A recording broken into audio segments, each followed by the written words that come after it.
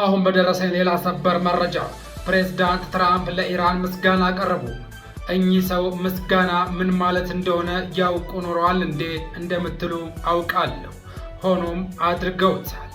ይህ የሚያሳየው ኢራን የሆርሙዝ መተላለፊያ በር መዝጋቷ አሜሪካ ምን ያህል እንቅልፍ ነስቷት እንደከረመ የሚጠቁም ነው። የሆርሙዝ የባህር ወሽመጥ ለትራፊክ ክፍት መሆኑ ተነገረ።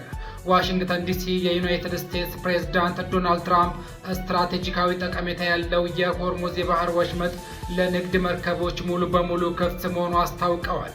ፕሬዝዳንቱ ዛሬ አርብ ሚያዝያ 9 ቀን 2018 በማህበራዊ ገጻቸው ባስተላለፉት መልእክት የኢራን መንግስት የባህር መንገዱ ክፍት ማድረጉን በይፋ ማሳወቁን ገልጸውም ፕሬዝዳንት ትራምፕ በሰጡት አጭር መግለጫም ኢራን የባህር ወሽመጡ ሙሉ በሙሉ ክፍት መሆኑንና ለጉዞ ዝግጁ መሆኑን ገልጻለች።